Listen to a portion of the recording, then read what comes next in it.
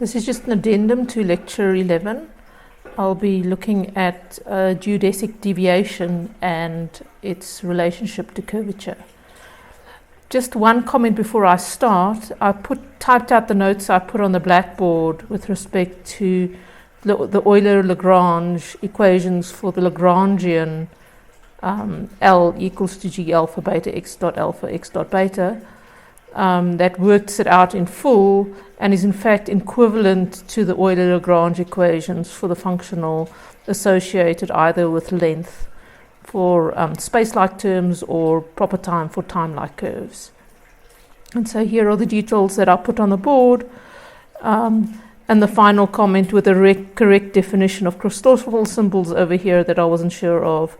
You get back exactly the geodesic equations we wrote out in component form on a coordinate basis over here and over here. You can see over here that the Christoffel symbols enter in this way. If you put this geodesic equation in this form, you have this very distinctive result where it's quadratic in the first derivative with respect to the coordinates, and the prefactor is merely the Christoffel symbol. And this is something we can use to calculate Christoffel symbols in general.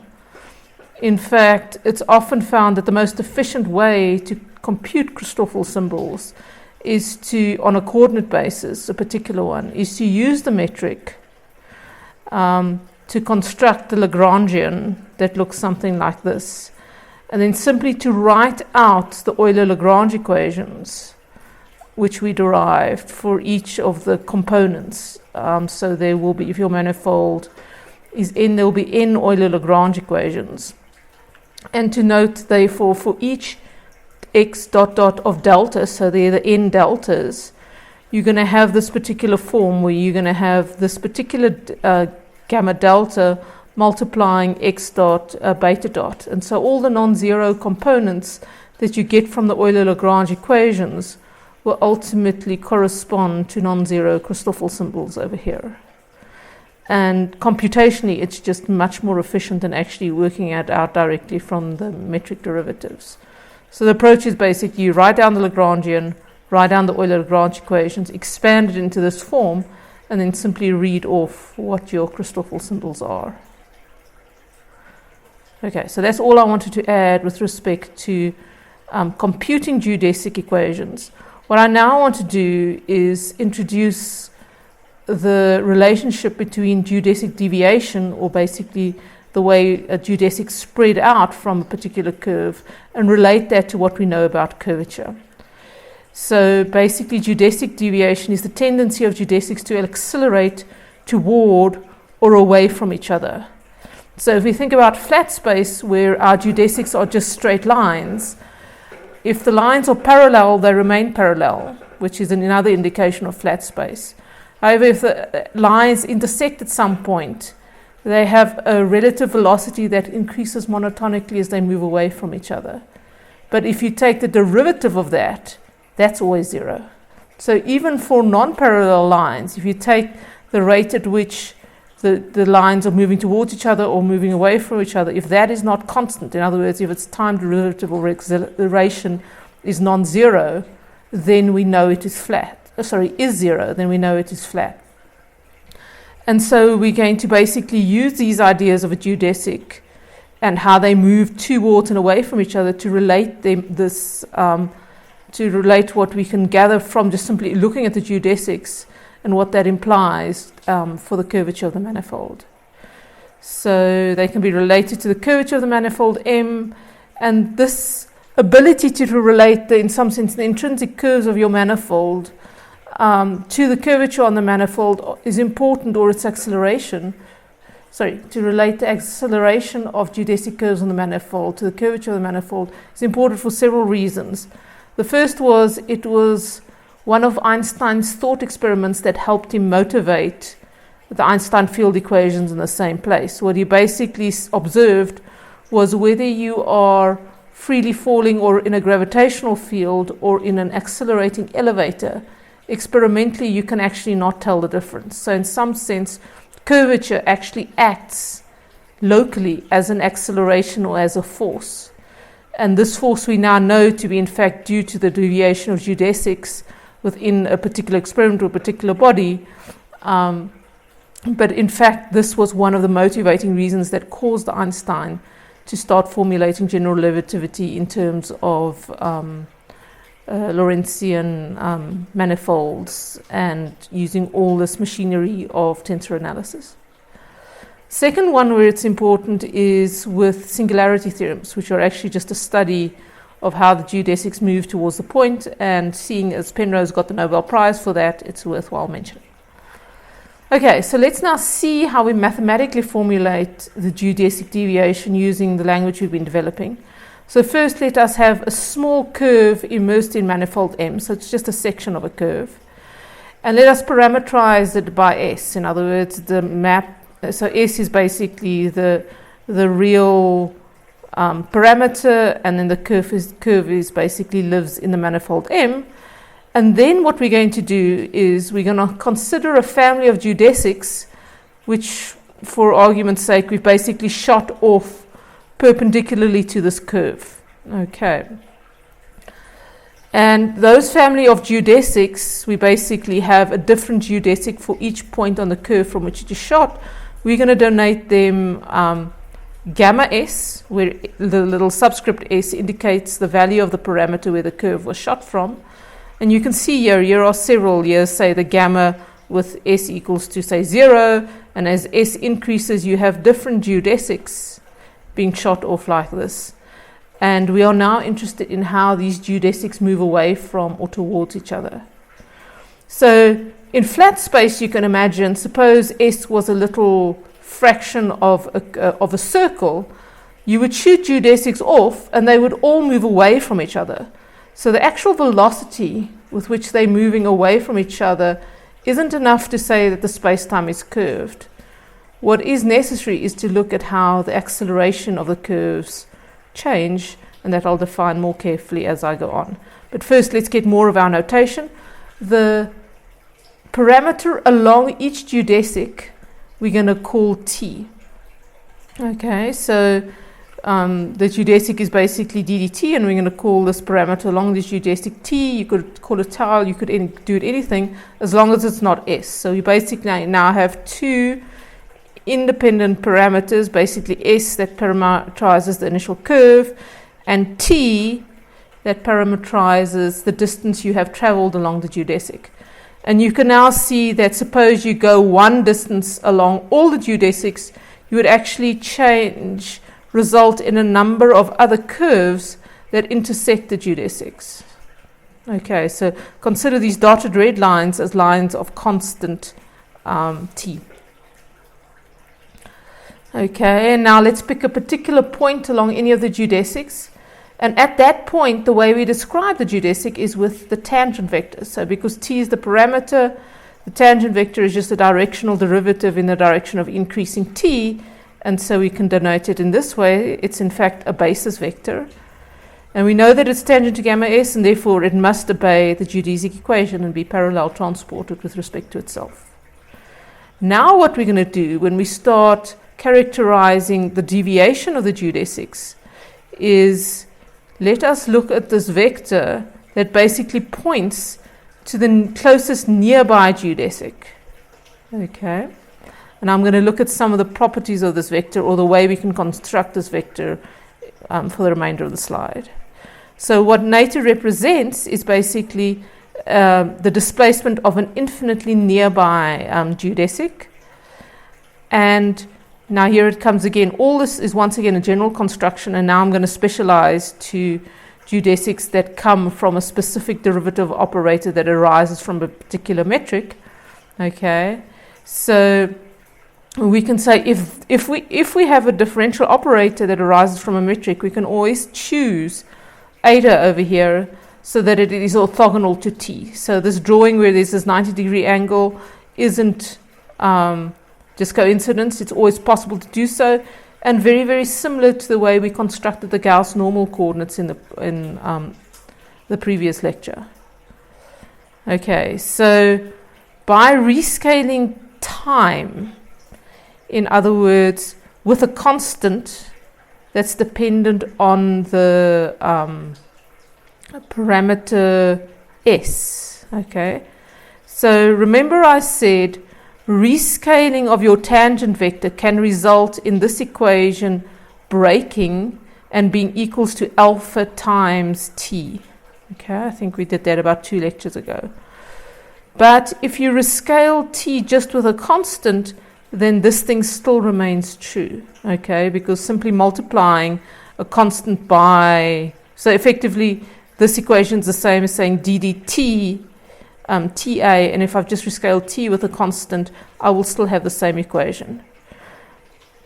Okay, and if we do that, we can rescale t in a way that the inner product of t with itself is not dependent on s. Okay, so we're basically choosing the magnitude of our tangent vector so that the inner product of the tangent vector all along s remains the same. We know that parallel transport preserves the inner product along t, so we know that this quantity is constant along each geodesic independently, and all we do by rescaling time over here is make sure that it is constant also along each s, okay, which will mean it is basically constant over this whole region. Okay, so that's just writing this out. T is due to the fact that we are dealing with a geodesic that preserves inner product, and S is due to the fact we simply changed our parameterization of the geodesics so that each one on S is the same. On C is the same. Okay, now we can say something more. Since both eta, which is effectively DDS, and T, which is DDT, are coordinate fields, and the coordinates here are S and T, they commute. So what you have is very similar to when we were dealing with Gauss normal coordinates. In fact, it is a subset of Gauss normal coordinates. We had this relationship where T, the parallel transport of eta with respect to T, is equals to the parallel transport of T with respect to eta. Okay. And by the same argument as what we did for the Gauss normal coordinates, we can also show that the inner product remains constant along the geodesics.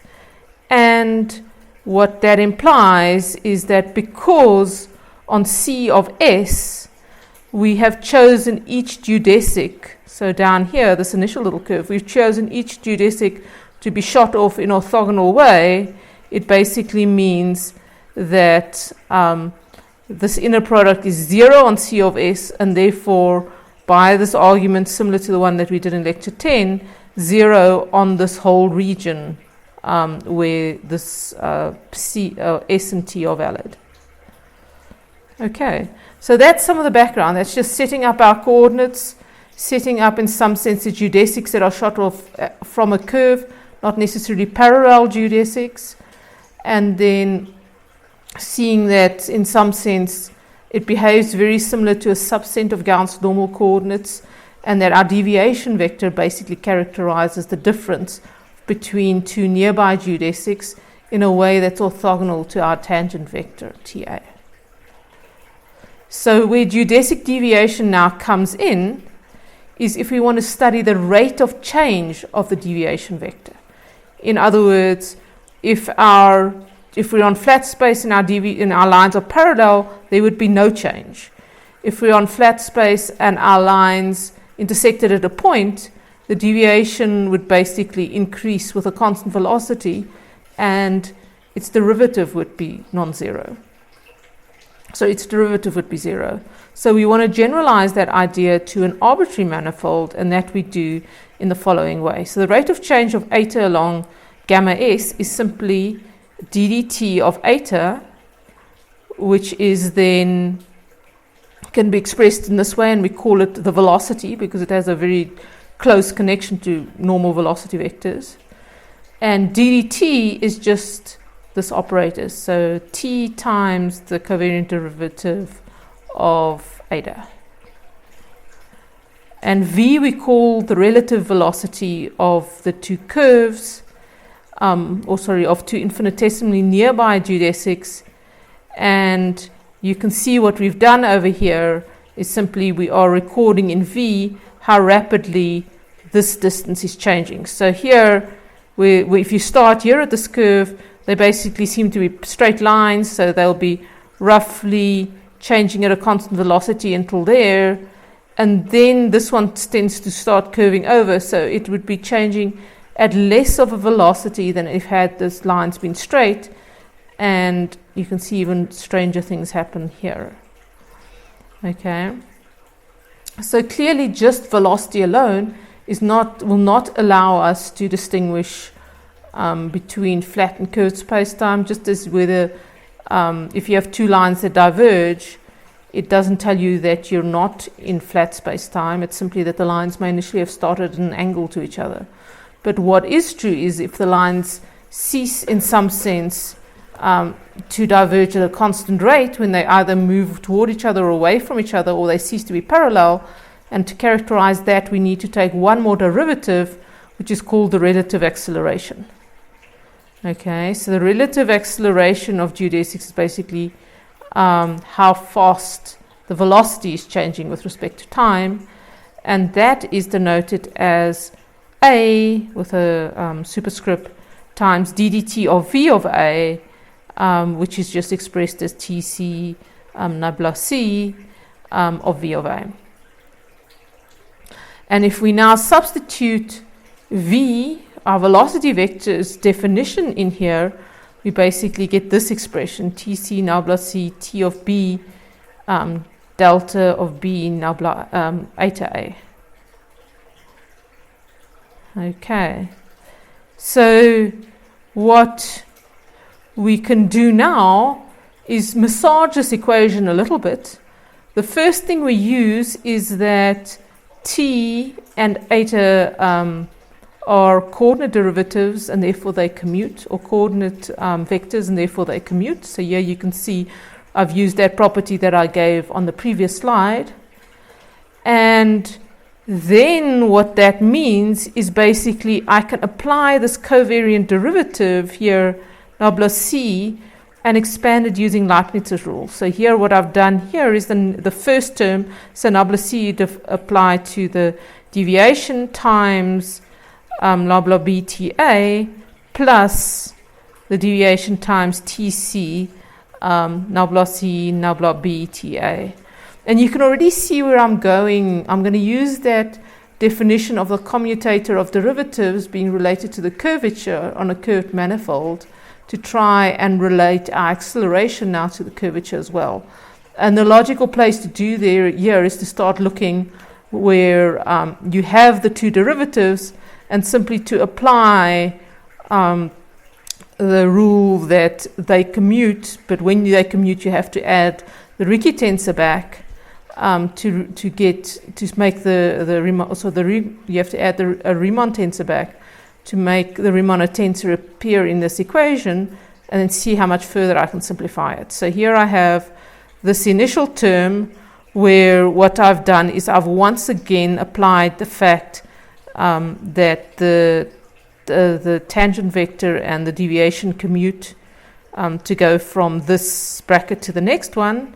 And over here, I'm basically switching the covariant derivatives order b and c, but whenever I do that, you have to add the term that comes from the Riemann tensor dotted in with nbtc, there we go, but multiplying the this tb td with your Riemann tensor. So this is just these three terms are just related by the commutator of derivatives on a general manifold, and this is what we get. And now look very carefully at what this thing is over here.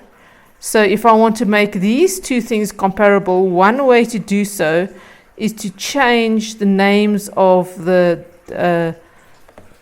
things that I'm summing over, or the indexes I'm summing over. And the one thing that might be useful is if I switch B and C in the second one. Okay, so here is just my original term. Here I have switched B and C, and the reason I do that is I want to write this thing and combine these two in the terms of a complete derivative. And then I still just keep this last term that I had where the curvature appeared. And then what I can do next is I can simply combine these two equations in the following way. So I have A to C multiplying both, I take it out. But then I have these two derivatives, the derivative of TB with respect to C and the derivative of TB with respect to B. And then I have a second derivative with respect to C over here, so I can in some sense factor out delta C, and then this expression is basically becomes equivalent to these two. And what I have in brackets here is just the geodesic equation, which is in effect 0. Okay, so this term is being carried along, and this term effectively vanishes, so that leaves us with the geodesic equation that connects the acceleration of the deviation vector directly with a Riemann tensor. Okay. So here you can basically see that the moment these lines start curving, in other words, they don't digress in a linear way with respect to time, I know that there's a curvature in the manifold, and I know that I can actually, in some sense, experimentally determine that curvature by simply measuring how the acceleration of the deviation changes. And the equation that it obeys is this. So just the direct conclusion, some geodesics will accelerate towards or away from each other if and only if your Riemann tensor is non-zero. Sorry, here's a line missing.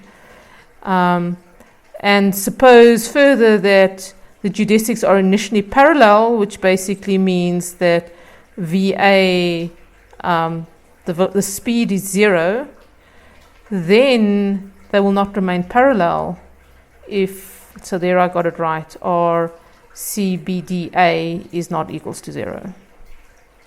Okay, so that basically concludes this lecture where I explore the geodesic deviation and connect it directly with a curvature. And it is exceedingly useful for experimentally establishing whether a manifold is curved. A very simple example would be just once again to consider the sphere, start from the great circle on the equator, shoot geodesics up vertically or parallel, and then you'll see as they stick on the sphere, they all tend to converge at the one pole, and you can directly work out the curvature tensor simply from that observation. And that is true for any arbitrarily abstract or basically any manifold. So I'll fix this mistake. There should be a line there. And thank you very much for listening.